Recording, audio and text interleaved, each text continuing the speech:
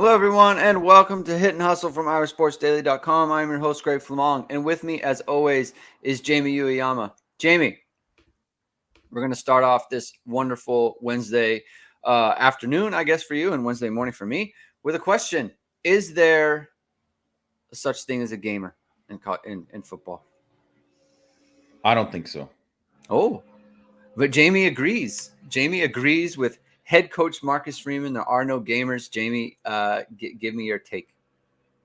I think that just the years that I've played, coached, um, that that like I've been doing this with our sports daily and been going to practices. Mm-hmm. There are no guys um who have gone and who practice terribly and then all of a sudden become are great players in the game. That Okay. just doesn't happen. It can happen at the lower you are. Obviously, you can be in pee wee football. A kid doesn't do much in practice, but he's just such a superior athlete that he's going to be so great. And you can even get away with it in high school to a certain extent. Yeah. But the higher you go up, the more impossible it becomes for that to happen. And um, I think too when people want to question whether or not why somebody isn't they thought this person was going to blow up or whatever, um or how come this guy hasn't done anything yet. And a lot of the times it's like it's coming. If a guy is practicing at a high level, then it typically does translate to the game. 9 times out of 10 it'll end up translating to the Yeah. game. But if a guy is blows assignments on Wednesday and all of a sudden he's perfect on Sunday, that never happens. Yeah. You might get a guy who's eh, in terms of maybe there's some guys who I would just call them soft, that are protect themselves during the week in terms of my hammy's tight or whatever kind of thing, and they don't want to practice or whatever. And it's not like that they aren't prepared for what they have to do, they just don't want to do that. And then they can come up and play on the game on Saturday and be fine. I mean, that happens all the time, right? But I just don't think there's somebody um, who just is garbage the whole time and then all of a sudden just becomes like a great player on Saturday. That just never happens. Yeah. Okay. That's a good take to start the show off with. People are just filing into the show right now. If you have a take on this, if do you think there are gamers in sports and specifically football, since this is a football show? Do you think there's such a thing as a gamer? If whatever you think, put it in the comments and we'll put it up if you have a take on that. So here's my take on whether there's a gamer or not. So I think when let's make a kind of a comparison to speed, right? Um, I feel like Matt has chimed in with his opinion. Jared Allen not so. I think this goes back to the your Idaho State Idaho days. State. Yeah. I mean, if anything, he was the kind of guy who would have maybe been like, my shoulder's bugging me a little bit, Yeah. and then he could come out and whatever. But he was also just like a freakish guy where he knew. Yeah. He was very smart. I mean, people see him and see his kind of personality and they think, oh, this guy's a big dumb jock or something, or he's like a hillbilly type of dude or whatever. But the reality is, football wise, he's extremely intelligent. And if you watch how that guy prepares, specifically in the off season, that guy worked his butt off. I mean, I work my butt off too. I'm just not 6'7" and like Right. 270 pounds that can run a 4.6 or whatever, right? But yeah, what a freak of nature. So that's a good point. And again, thank you everyone for joining the show. And if you want to, like as always, if you want to be in the show and you can have a take or whatever, then put it up and we'll go with it. And if you like what you hear here, hit the subscribe button, hit the like button, right? You're going to want to do that. Because you don't want to miss our flame takes that we have about Jamie agreeing with Marcus Freeman. So let's do the kind of the context of this. Marcus Freeman was talking about Prince Colley and when he can get back in the game and that sort of thing, and when he can get more snaps and how he can get more snaps. And he was basically talking about how he's got to show it in practice first. There's no such thing as a gamer, right? Like what you said, right? If you're gonna play in a game, or if you're gonna play in practice and you're gonna make mistakes in practice, we're not gonna put you in the football game, right? Because you have to show us first. You show us you can do it in practice, then we'll put you in the game and we'll see if you can put it in the game, right? My take on the gamer thing is I think there are gamers, but you can't take a bad player and put them in a game and then they're a good player. So it's kind of like, so for me, the analogy, I guess, or the comparison I would make is speed. Can you make someone fast? You can't make someone fast. You can't take a slow player, give them speed drills and do all these other things, and then all of a sudden they're fast, right? You have to be a fast person first. You can enhance someone's speed, but you can't take a 4.8 guy and then he's a 4.4 guy. Like if you're fast, you're fast, and if you're not, you're not. You can enhance the speed you have, but you can't change fundamentally who you are. And I think that's how I feel about the gamer thing. Like, you can have a player who is assignment sound and is generally a good player in practice, and then they get in a game and then they have the juice and then they go up to a next level. I think you can have that, right? I don't, but you can't have a player who, it's kind of like you said, like, you can't have a player who doesn't know what he's doing in practice, is making mistakes all the time, isn't making the right reads, and then you put him in a game and all of a sudden he's like I don't know, Jared Allen or whatever. Yeah. Like, so I think that's where I think people get a little mixed up, is that I think we mistake gamer for like, this guy's terrible in practice, and so, but like, put him in the game and then that's when he's going to shine. And to me, it's like, that's not really how it works. Yeah. I think one of the things, I think too, there's a difference between someone who you would say is like, this is a gamer, a guy who sucks in practice but is good in a game, and a guy who like makes plays in practice but also makes mistakes, right? And you have to kind of weigh that. You have to say like, man, this guy makes a lot more plays than the other guy, but the other guy never makes a mistake, or this guy rarely makes a mistake, right? Yeah. And that has to be weighed out, right? So it's like one of these things with so let's just say Gabriel Rubio, for example, in this game, right? Like, he had a lot more opportunity to play, obviously, because Cross was out, Lacey's gone, and he had looked good in his earlier play this year, right? So people were like, why doesn't Gabriel Rubio play more? And it's like, you watch this game and you see, well, this is why Gabriel Rubio doesn't play more, because like a lot of guys who are in their second year at defensive tackle, he has some really good plays, and then he has some plays that are bad plays, right? And a lot of it is like just simple thing like hand placement, get off technique, like things like that, right? Like bad power step, all this kind of stuff, right? And it's one of these things where you can say like, maybe his good plays are better than, say, Jacob Lacey's best plays or whatever, right?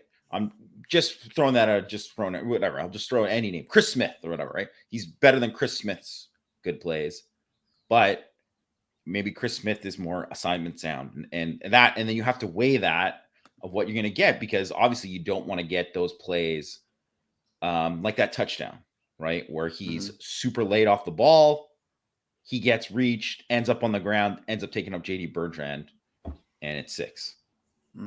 Okay, before we transition topics, Chris Warriorka has a question. Do you feel like, essentially he's asking, do you feel like we have a size problem on defense? I don't feel like, I think at defensive tackle, they do. They don't have, they just, I mean, and that's, so he's specifically talking front 7. I don't think like at linebacker, like you can look at like the linebackers for a lot of these teams, and I think you want more guys that are, they don't have Georgia's linebackers in terms of size, whatever. But like, look at like Roquan Smith wasn't a big dude, right? Right. It's just how fast you're gonna be. Prince Cully's not a big dude. He's not a big guy. He's fast, right? So it's like, what are they're fine linebacker wise, size wise. They're more than fine. Like Maris is a big dude. Kaiser's a big dude. Like Bertrand is short and tiny, whatever, right? But like, still, there's a lot of teams that have, you know, a Mike linebacker that size, right? Bo Bauer is a good size guy. That's not size isn't the problem at linebacker. And then defensive end, it's not, I mean, Riley Mills is a monster. He's a monster. Nana is a big dude. Isaiah Foskey's a big dude. Justin Anolola is a little bit undersized, but he's a good player. So it's not like that's anything. But I mean, look at where they are in defense tackle. And then it goes back to whatever, like, and whatever. I hate doing this because it's like, it seems like, the guy's gone, so you're just ripping on him. But Mike Elston, those are the guys he recruited in terms of like size wise, right? So even though like Kyle Cross and Jason Allen are good players, like you kind of knew that they were only going to be ceiling wise in terms of size, like they weren't going to get much bigger, And I think Jason Allen probably could weigh a little bit more, but he's obviously never going to. This is his last year at Notre Dame, right? And they just haven't got those guys they don't need Lewis Nicks, but they need bigger, longer guys. And that's why you want guys like Gabriel Rubio to develop into that kind of guy, because that's a guy that you could play at nose guard size wise, and he could play on just about any team. Yeah. This is a good comment from where'd it go? There we go. Brian Kirkendall. I think the anti-gamer is more of a common thing than the gamer is someone who shrinks on the lights. Is fine in practice. I mean, that it's definitely easier to go the other way. That's for sure, because you could show something in practice and then it doesn't translate to the football field when your mind is a little bit more occupied with things that aren't really the game, So that's I think that's a good point. But I do think it's a good kind of a definition of a gamer, right? Like some players, they do need the juice to have like hyper focus. Some guys they can totally compartmentalize the game and really focus when the adrenaline is up, and some guys go the other way. So I guess that you could call that a definition of a gamer if you want. But I think in the context of what Freeman was saying, it's a little bit different. So, but it's a good comment by Brian there. Mitchell is here talking. He's comparing the size of Nakobe Dean and JD Bertrand. Again, that's obviously like, athleticism, right? And plus, like I think Nakobe Dean's just a better football player. Which yes, slight to JD Bertrand, but Nakobe Dean was an exceptional football player. Yeah. 5-star. Yeah. Yeah. Okay. So I wanted to. We've talked so much about the offense the last, I guess couple of weeks, 3 weeks or whatever, because that's been the major point of concern, I guess, and quarterback change and all those things, and we haven't focused as much on the defense. And I think I've had trouble thinking about what kind of defense is this actually. Because you look at the bottom line points given up, right? You give up 17 to Cal. You give up obviously 20 to BYU. North Carolina was a big number, but that was, kind of the explosives, right? And there's been a lot of those explosives in the last couple of weeks, right? So you had the 2 against North Carolina. You had the 1 against BYU on the play that Al Golden basically put on himself, said, I put Jaden Mickey in a bad spot, which he absolutely did.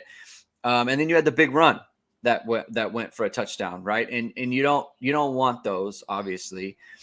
So their numbers aren't terrible, but they're not also good, right? So I was looking like nationally in yards per play, like they're sitting there at 61st. Like that's pretty low for what they've been the last, I guess 4 years, under Clark Lee. Like they were, they were like a little bit under 5 yards of play and a much higher nationally.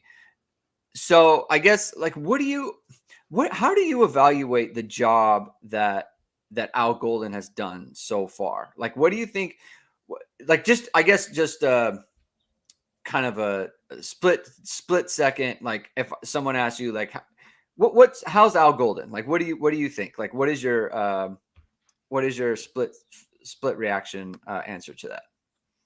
I think he's been okay. I think he's done a really good job. Like, I mean, you'd mentioned that, he's pointed out the one specific play that Jaden Mickey gave up, whatever, right? Yeah, yeah. But like coverage wise, I think Notre Dame's been really good. I think they've been really good. I think that's the one thing that probably gets not talked about enough with the linebackers is that linebackers coverage wise, like, I mean, you don't see them giving up stuff in coverage wise. Like Maris Leofau has not been as good as he needs to be against the run, but he's been very good in coverage. And like in general, just the backers have been good in coverage.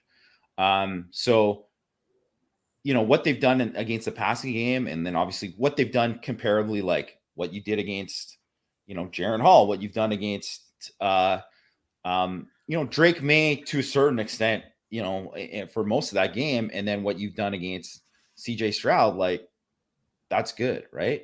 But I mean, the run defense has not been good, and I think some of that is personnel, but some of that is also scheme.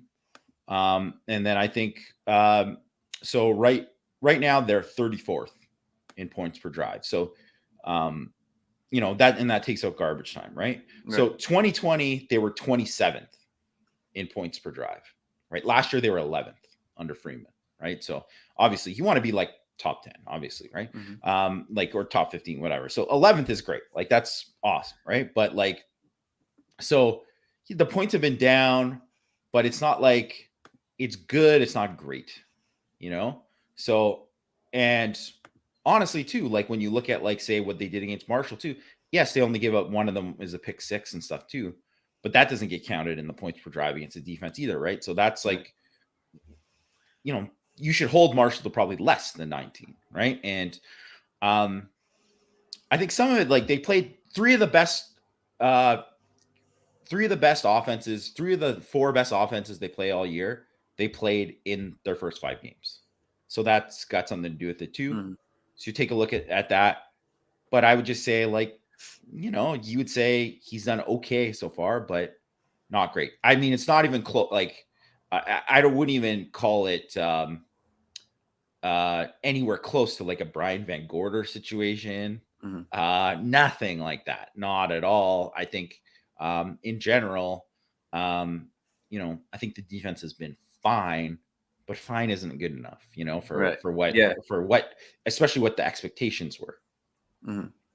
The problem, and I want to get to this question by CFB Hertz because I think it's a good one. But I want to finish this comment is like the problem is there's such a drastic difference between like BVG and like Mike Elko Clarkley, and even Marcus Freeman. Like, unfortunately, there's no middle ground there. Like I guess you could go to Diaco, but they're just like different types of defenses and styles and that sort of thing.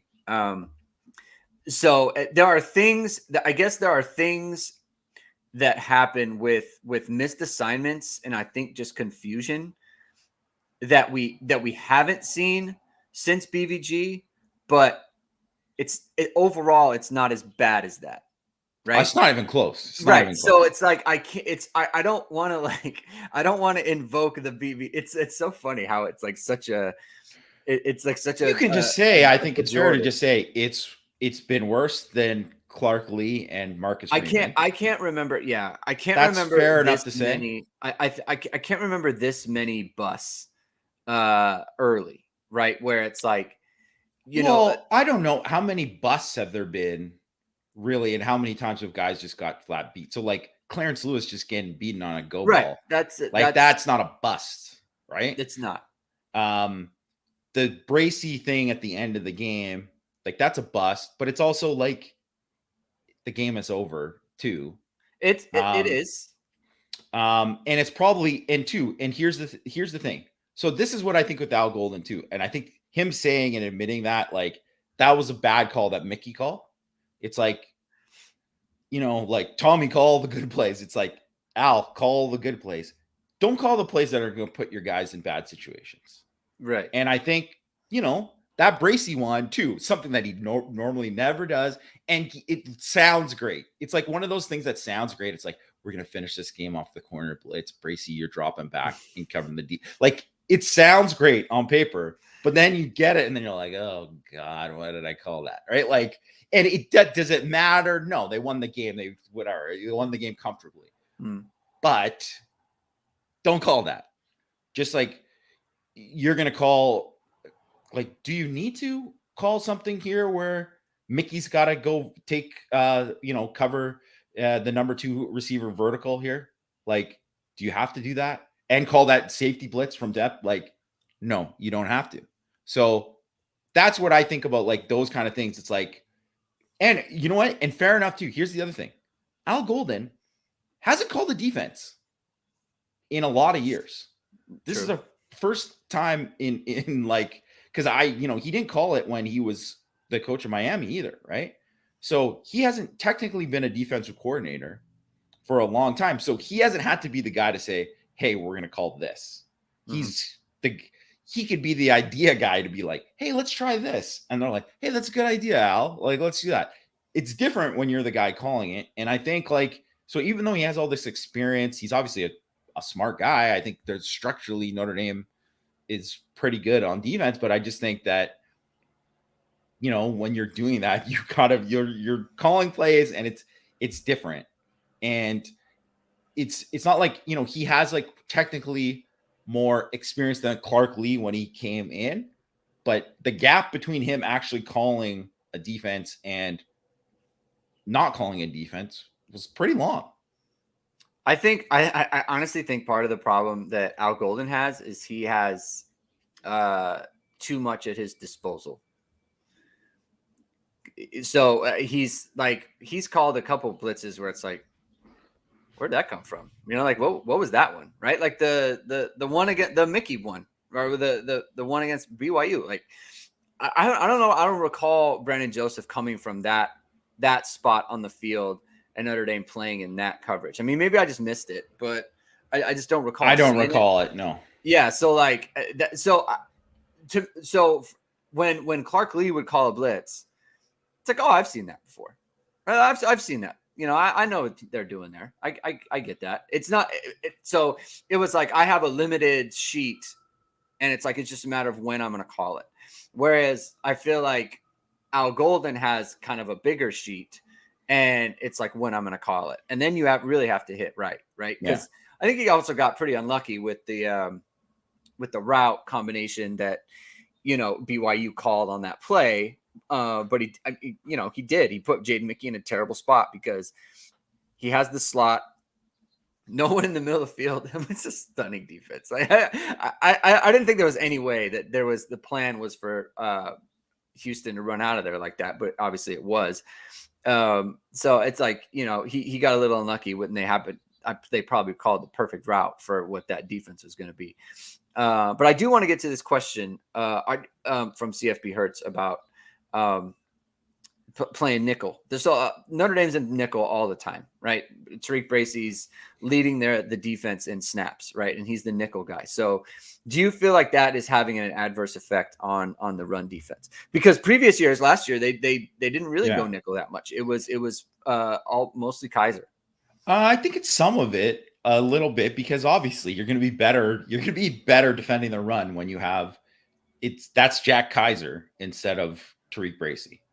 And you can they do more things with bringing that guy in the box. So, and two, if you're like nickel is like a big nickel, right? That's also something that you can kind of play around with more.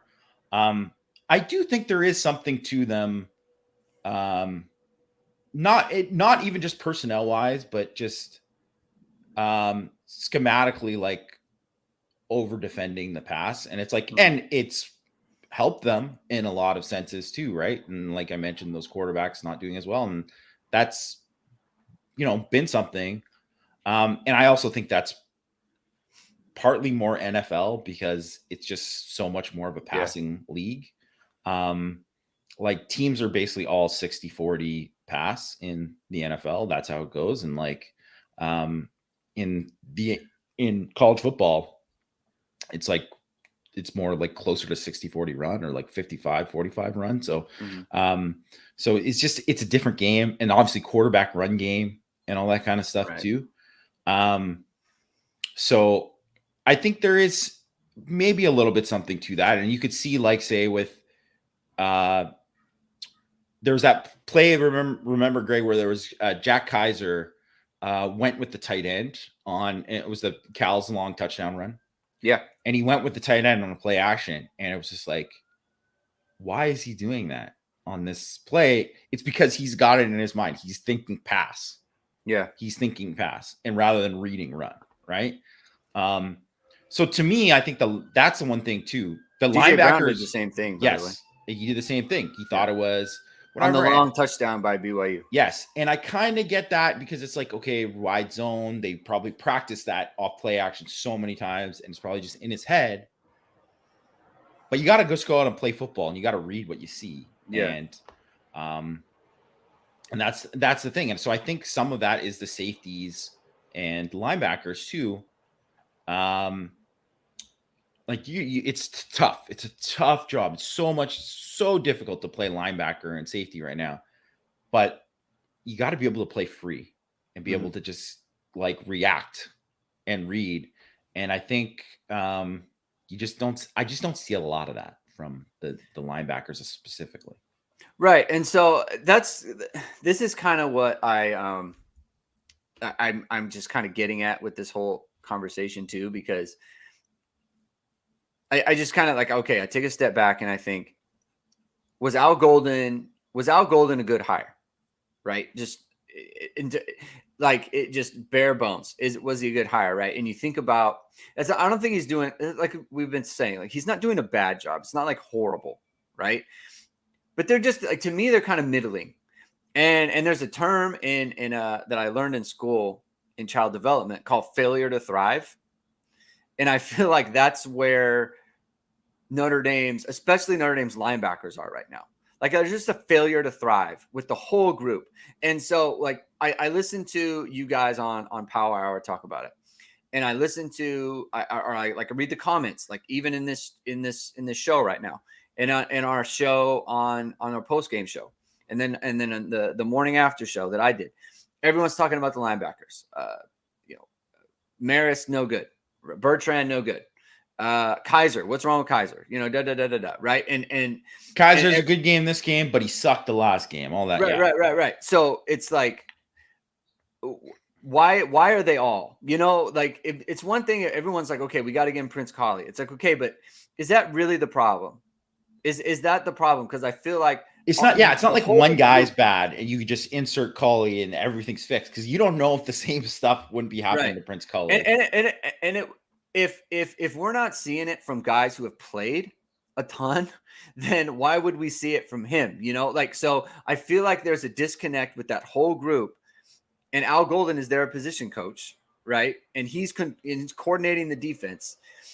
And you have James Laurinaitis, who's also working with them. So I just feel like there's a disconnect there. No, Marcus Freeman coached them last year. He's right. Yeah. So there's a disconnect there with all of them. That's like, I don't want to say like Maris needs to go, or Bertrand or Bauer or Kaiser or any of them. Right. I think to me, that's somewhere that needs to get cleaned up, like internally with all of them. I'm 100% with that too, which is why I don't understand. It's like people just say Maris needs to be benched, Bauer should play here, Collie should play, Bertrand sucks, whatever. It's like, well, if the group isn't playing good, who's playing well?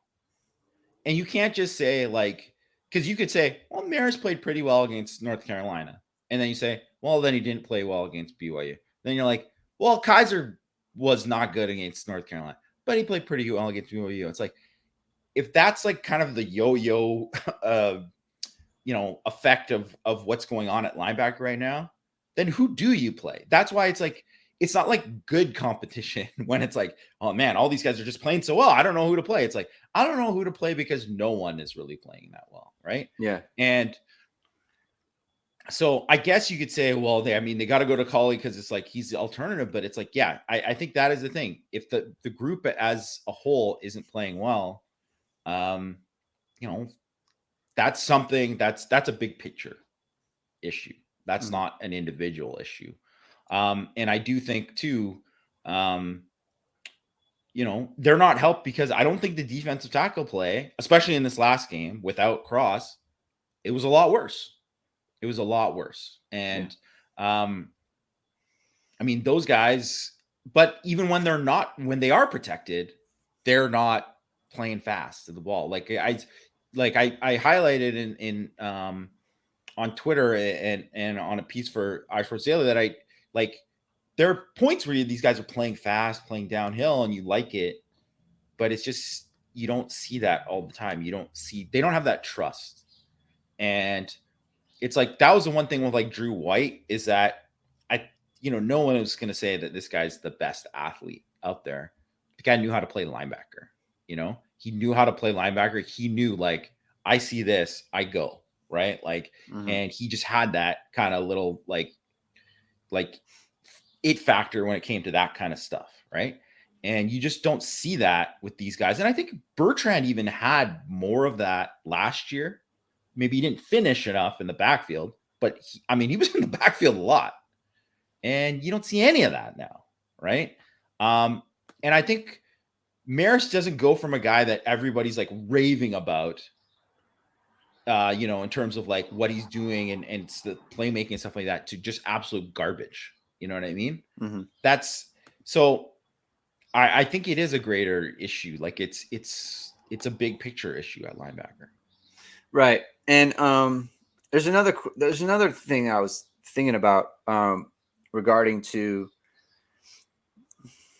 let's just I'm gonna put this up again from CFB Hertz. Related to my earlier question, is the secondary performing well because the players have all stepped up and played above expectations, or are they being protected by scheme? So here's the thing with I guess I'll go into this and then I have another comment afterwards. So here's the thing with Al Golden. There's been a lot of kind of miscommunication in the back, I'll call it. We're just like, guys, they're not totally sure. At the same time, there's been a lot of instances where Notre Dame mixes coverages a lot more than they used to, which can be confusing for the defenders, but it's also confusing for the quarterback, right? So when you see Jaron Hall go back in his end zone, he's holding the ball for a good amount of time. Jack Heiser did not come free, right? He's holding the ball. He doesn't see what's there. He takes a sack for safety, right?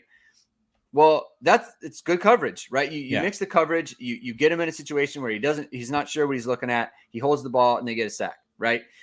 You look at what they were doing to Drake May, right? Where early in the game, Drake May was getting him on scrambles. It wasn't throwing the ball, and that's because Notre Dame's mixing coverage, right? You make it confusing for him. He's got to hold the ball. They went a long time without moving the ball, scoring points, and look, that's how you win the game, right? Ohio State.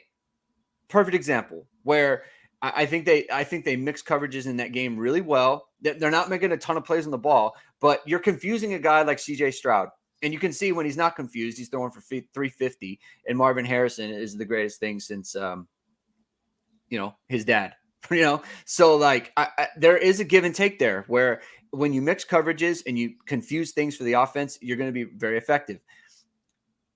But if you're also mixing coverages so much where there's miscommunication in the back, that is obviously that there's a give and take that you want it to be more of the former and less of the latter.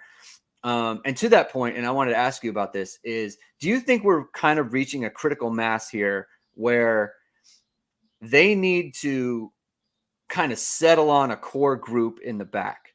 Because they're playing 5 corners. They're playing 5 safeties. That's a lot. Right. And I know like Notre Dame loves to get guys in and out. And there's not one player where it's like that guy shouldn't be playing. They all should, like, they all have a case to be on the field at one point, at some point, right? So that's a difficult situation. But like you look at the play against North Carolina, where it's a combination of Bracy safety, Cam corner, and then Xavier Watts kind of playing in the middle, right? And that's where all that miscommunication happens. And then in the BYU game, it's Houston safety, Cam corner, Jaden Mickey's slot, right?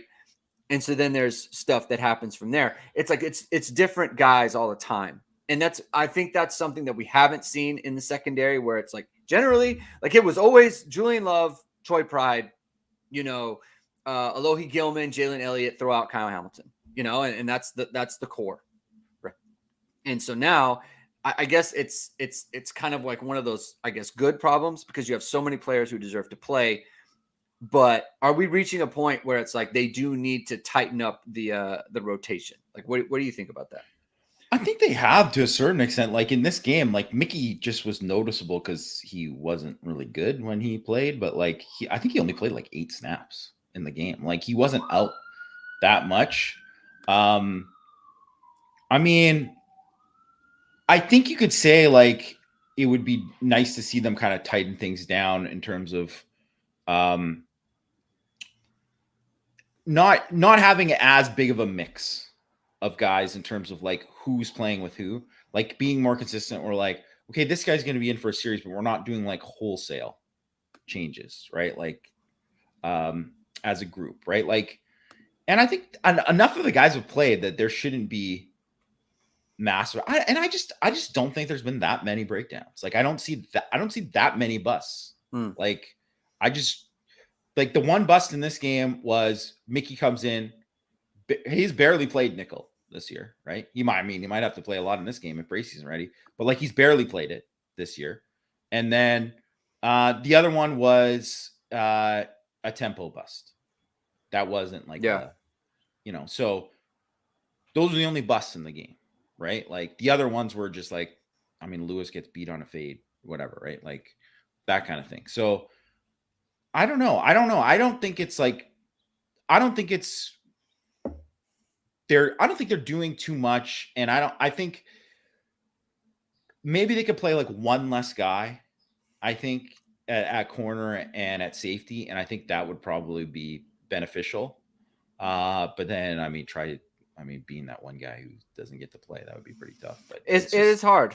It is hard, I don't know. I just like, I feel like too that it's not just like the bus, but it's also like just the constant like running in and out, like, and I feel like that's happening a lot. It makes me feel like there's too much going on. So I don't know. It just, it's stuff that I'm kind of like, stuff that I'm kind of thinking about, like just noticing, like, man, they really play a lot of guys. Like I do know that got to like be difficult. as when I'm coaching D line and I have to rotate guys, it does take away from what's going on in the field when you're thinking about, okay, I got to get these guys ready the next play. Like that is a thing does make it harder. So, and you want groups who are playing together to be on the field together. You know what I mean? So it's like hard to you like, there is a level of communication like in the secondary, and some of it is kind of unspoken, and I'm sure it's like that on the D line too, where it's like you need some of it to just be kind of understood. You can't communicate everything in play just prior to the play. I guess what I'm saying is like you have a new defense and you have a new defensive coordinator, and you're also moving in and out guys all the time. I just feel like it's a very tight rope to be kind of walking game after game. And I wonder if they would benefit from tightening it up a little bit. And I don't, again, I'm not thinking of any particular player when I say that. I'm really not. It's a difficult position to be in. But I don't know. I feel like there's enough confusion and enough kind of I don't know, unsuredness, I guess, to where I just feel like they do need to get a baseline. But maybe it's just like you can get healthy against Stanford and UNLV and kind of go from there, right? Like maybe it was just, I don't know, maybe it was just a product of playing some pretty good offenses I or something think like that. you know what, and bringing up Stanford because Stanford's O-line sucks. Yeah, They're banged up again on the O-line. They're going to have 2 more starters out in this game. Like Notre Dame's pass rush should dominate this game, and just up front they should force them into like 3rd and longs and whatever. And I just think okay, Tanner McKee's a good quarterback, but against Oregon, he averaged 5 yards per attempt, right? So that's what I would love to see from Notre Dame, where they're going up against a good quarterback and they're like, man, he only had 5 yards per attempt in this game, or like he had less than 6 yards per attempt in this game, right? So, I think if you look at like Notre Dame has gone through stretches like they did in the first half against BYU, where they're like, man, this defense looks great, right? Like they've done that. They just they have that one like bust, like you say, they have the one bust. They give up the one big run, whatever. There's just stuff missing. And maybe the other part of it is something that you brought up after the post game. Who's a great player on the team? Like, who's the guy that is just like, that guy's just going to make a play, and then all of a sudden, I guess it's 3rd and 19 now because this dude just made a play, or this guy just made an incredible pick or something like that. And they just don't have any of those guys. They don't, right? So, and that's missing. And it's that, like, should they have one of those guys? Should have Maris been one of those guys? Should have should Brandon Joseph been one of those guys? Because he made a ton of plays at Northwestern, right? So I think you have to kind of internally ask yourself, like, why aren't these guys doing that? Is it something that we're doing within the scheme that's not allowing them to do this? Like, what is the deal? Is these guys just not playing good? And what do we got to do to make these guys play better? Because I think that what Marcus Freeman was kind of saying about like guys evolving or them evolving and then also like questioning everything. I mean, to me, that's got to be a big question 5 games in the season. It's like, how can we have we should have guys that are like in the conversation as, other than Isaiah Foskey, right? Like they should have guys who are in the conversation. It's like, oh, this guy's one of the best at his position in college football. Yeah. And they have none of those guys. Right. And it's like, if we went through the whole roster, like of all the guys who play, okay, with the exception, like if you just went down everyone who played and you asked the question, is this player playing a little bit better or a little bit worse than I expected going into the year? I feel like with the exception of Cross and Bracy and DJ Brown and maybe Nana, right? Yeah. I mean, and the freshmen are kind of tough. Like Morrison would be way higher. Yeah. Goes without saying. They're automatically right. But like the guys who didn't play, like you would just kind of say like they're probably, if you had to choose one, right? If you couldn't say it's about the same, if you had to choose one, it would be I think the majority would be they're playing a little bit worse than I expected. Yeah, I would agree. And so that's kind of where it is, right? Like you look at the output and you look at the numbers and everything, and some of it's okay and some of it's not. And they did such a great job against Ohio State, and you gave up basically nothing against BYU in the first half, and there's lots of examples stretches like of the game and against North Carolina. They couldn't do anything, right? They couldn't do anything. So like that's and yet great, but they haven't played 4 quarters of good football yet this year in any game. And okay, or you give up one, bad plays happen. You give up the one big play. Yeah. Come out the next series and get a 3 and out or something, yeah. I don't know. Yeah, I would say like I think that's a great point. Not everybody, but too many guys are playing not up to what you would expect, and that's a problem. That's a problem. Right. And so it's just you have to you can only look at the defensive coordinator. And when I say that, it's like what I mean is they haven't I think the unit as a whole hasn't picked up the defense the way that to the point where it's like we understand it to where we can now just go play and thrive in this. Yes. Yeah. And I think guys are thinking too much for sure. Right. And that's a problem. Especially a right? linebacker. Yeah. And it's holding them back. I think it's really holding them back. And so that's what gives me pause about, I guess, just this team. I wish the defense was like you watch them and you feel like, oh, that those guys are playing a really high level.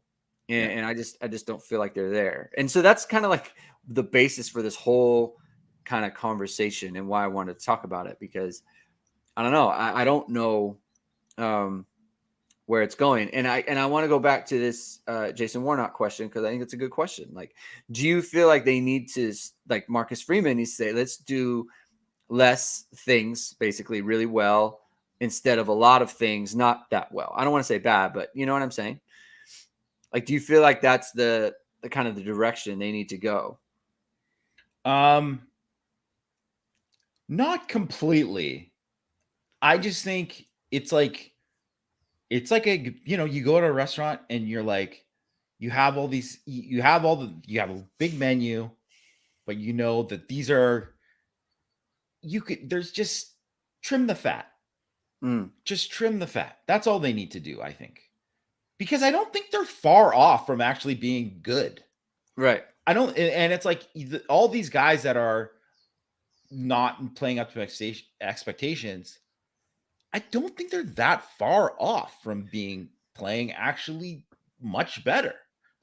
So I think it is like just trimming the fat off of some of what you do, not like completely blowing it up and say like, okay, we got to play vanilla. They're not at that point. Not at all to me.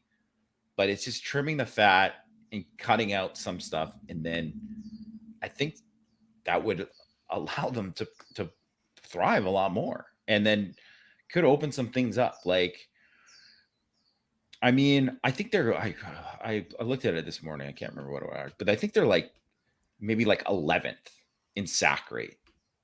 So that's obviously really good. That's really good, right? Like, but just where they're at with everything, like, they're just not as good as they should be. And that's just what it comes down to. So I was looking at like their sack numbers are basically what they've been. And tackles for loss too. It's right around what they've been. And it's very comparable to 2018 in both regards. The difference though is Notre Dame has 10 quarterback hurries this year through 5 games, which is way below. Those hurries things are not real stats. Those are just like some random guys like, I think that's a hurry. But like, here's the pressures. I would say look at what the pressures are. The PFF pressure lists are a better.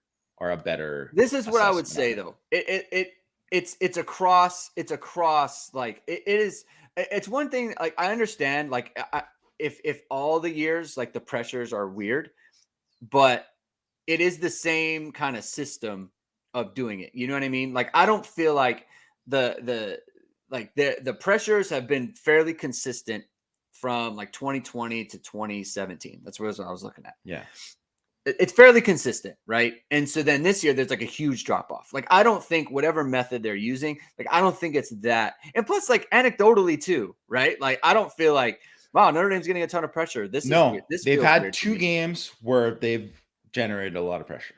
Cal and North Carolina. Yeah, and right. So it's just like anecdotally. And, yes, and I think that's where you can point to and say like, because. Here's the other thing. If you came into this game and they played the second half like did the first half, people would be gushing about the defense right now and would be saying like, look at like the offense turned around and now the defense is really turned around. But then you look at this game, and yeah, they only gave up 20 points. I get it, right? But like, still, they didn't play that well. They just didn't. So, I mean, especially in the second half, you give up 8.5 yards per play in the second half. That's horrible. Like, that's bad, right? So, you have to look at it from that perspective and just say, like, well, the offenses seem to like kind of take it up, but the defense is like, I don't know if they took a step back, but they definitely didn't take a step forward. Yeah. And I feel like there's no greater like example of maybe our perception too. Cause like I would say, like, if you ask me, Cam Hart playing better or worse than I expected, like I would say worse. Yeah. Just as my own kind of that's my impression. Right. But then you look at his PFF numbers, and these are raw numbers, not grades, like raw numbers, right? 12 of 27 against, 44% completions, 146 yards, so 5.4 yards per attempt. He's given up the 2 touchdowns, and he doesn't have the picks, right? So he had, at this point last year, he had a couple picks, and this year he doesn't, and he's given up a couple touchdowns. But like like 12 of 27 against for 144, like that's really good. That's good. That's really good. And it's better than he was last year, Yeah. So I don't know. I don't think that's true like across the board. Like I definitely think like some of these guys, it's like, no, they're playing worse than we would have expected. But some of it is kind of just like the remembering, like he got lost against Ohio State for a touchdown. And then he got lost against Cal for a touchdown, and it's like those things you remember. And he's involved in the play against North Carolina, right? Where it's like, what's he doing? But then, like, other than that, that's why I talk about loud misses, like, yeah, I mean that, or it's like if somebody, like if a lineman gets like pancaked, people remember that. They remember it. Yeah. I'm just gonna throw in a quick recruiting question here. Does Love have a date set? I don't believe so. But I think he's coming in this weekend. So. I think there might be some movement there. And if you check out the Irish Sports Daily message board, you'll find out why we think there might be movement there. So you're going to want to check that out. All right, Jamie, I think that's a good place to call it. I think we had a good conversation about the defense today. I felt like we got some things off our chest. Hopefully this was helpful for everyone who's listening. I had a good time. Are you good to come back tomorrow at the same time and do this? We'll do the. I am good. Yeah, preview. I'm good. Yeah. All right, so that'll be our normal day. So we'll be back here tomorrow at. Spoiler alert, guys! Stanford sucks. Stanford, no good. Stanford, no good. All right, so Stanford's bad. We're hoping for a Notre Dame victory. So thank you everyone for joining in. Hit subscribe button, hit the like button. Because if you forget that tomorrow's show we're going to be talking about Stanford. We're going to be talking about some other things. Check out the Twitter machine at Greg2126 at Jamie Uyeyama. That's what it is, right? Just at Jamie Uyeyama and then an underscore at the end. No underscore. Just at Jamie Uyeyama. Check it out. We got clips from the game, things we noticed, stuff like that. It's always good stuff. So you're gonna want to check that out. Check out irishsportsdaily.com. And I'm gonna say one more time: hit subscribe button, hit the like button. Mitchell's looking forward to 6 Thoughts. That's coming out tomorrow. Everyone's going to want to check it from the great Jamie Uyeyama. All right, guys, that's going to be it for today. We will talk to you tomorrow, 11:30 Eastern, 8:30 Pacific.